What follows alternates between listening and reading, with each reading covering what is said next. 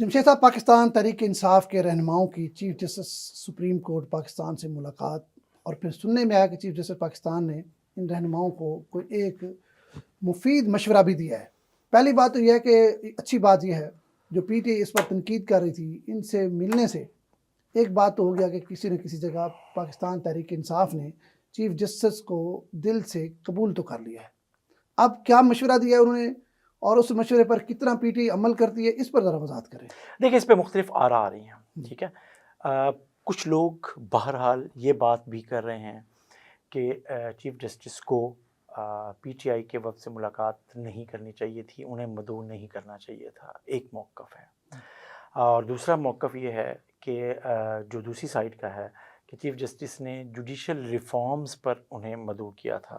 انہوں نے حکومت کو بھی ملے اور انہوں نے اپوزیشن میں بھی رول پلے کرنے کے لیے، اور اس کے بعد ان کو ملے۔ اچھا، اس کے اوپر جو رپورٹس آ رہی ہیں، جو خبریں ہیں، جو کورٹ رپورٹرز رپورٹ کر رہے ہیں، جو ہم سن رہے ہیں اور چیزیں آ رہی ہیں، اگر ہم اس کو ذرا غور سے دیکھیں، اس میں بڑی وضاحت کے ساتھ کہا گیا ہے چیف جسٹس کی طرف سے،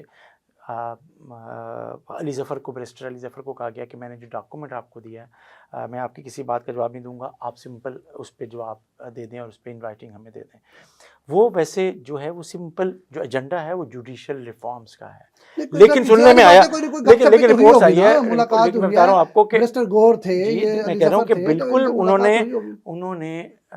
بانی پی ٹی آئی کے حوالے سے، ان کے کیسز کے حوالے سے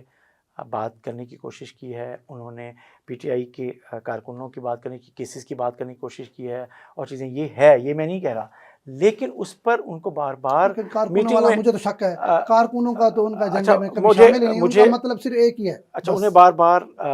یہ باور کرنے کی کوشش کی گئی اس میٹنگ میں کہ جوڈیشل ریفارمز پر اپنی آراء دے دیں، اور یہ بھی ہوا کہ جوڈیشل کمیشن میں جب ان کا بائیک آؤٹ ہوا تو اس پر بھی رپورٹس آ رہی ہیں کہ چیف جسٹس نے انہیں کہا کہ انہیں بائیک آؤٹ نہیں کرنا چاہیے تھا، انہیں اس سسٹم کے اندر رہنا چاہیے تھا۔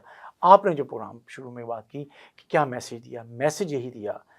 کہ سسٹم میں رہیں، آپ الگ تھلگ ہو کر چیزیں نہیں کر سکتے۔ ایک بات تو بہت اچھی ہوئی، یہ تو بڑا اچھا مشورہ دیا، ٹھیک ہے۔ اچھا، ایک بات تو بہت اچھی ہوئی ہے کہ جس آئینی ترمیم کی بات ہو رہی ہے، 26ویں آئینی ترمیم ہے، اس کی روشنی میں یوں سمجھ لیں کہ جو ریفارمز چل رہی ہیں، اور اس میں آپ کو پتہ ہے کہ جو سلیکشن ہوئی اور چیزیں ہوئیں، چیف جسٹس نئے آئے، آپ کو پتہ ہے کہ یحییٰ آفریدی، تو اس پر ان سے ان کی پی ٹی آئی کے لوگوں کی ان کے پاس جا کے ملاقات کرنا، یہ خود اس سارے سسٹم پر اعتماد کا اظہار ہے، یہ مثبت بات ہے، یہ مثبت بات ہے، اور ایسا ہی ہونا چاہیے کہ آپ لیکن ایسا نہ ہو نا، چیزیں ہوں۔ جیسے حکومت کے ساتھ بھی مذاکرات تو شروع کر دیے تھے، حکومت کو قبول کیا تھا تو مذاکرات شروع کیے تھے نا، پھر چند دن بعد جب دیکھا کہ ہمیں مطلب ہماری ڈیمانڈ پہ نہیں آ رہا ہے تو پھر مذاکرات سے بھاگ گئے۔ اب یہ نہ ہو نا کچھ دن بعد کہیں کہ ہم تو چیف جسٹس کو قبول نہیں کرتے۔ نہیں، وہ دیکھیں، سیاستدانوں کے بارے میں ایسی بات کی جا سکتی ہے، لیکن میرا خیال ہے کہ اب چیف جسٹس کے بارے میں وہ ایسی بات، غیر ذمہ دارانہ بات کر نہیں سکتے ہیں، ٹھیک ہے۔ تو اب ان کے پاس نہ تو اخلاقی طور پہ اور قانونی طور پہ کوئی گنجائش ہے، سیاسی طور پہ جو مرضی کرتے ہیں وہ بری بات ہے۔ لیکن اچھی خبر یہ ہے کہ بھئی چلیں، یہ بھی قومی دھارے میں نہیں، اور اچھی بات یہ ہے کہ اگر بڑے پیمانے پہ پاکستان میں جوڈیشل ریفارمز کی بات ہو رہی ہے تو اس میں